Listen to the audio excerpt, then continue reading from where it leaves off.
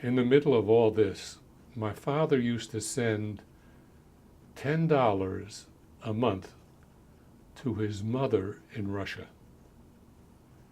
And one day I overheard him, "I'm not sure we have enough for our own food.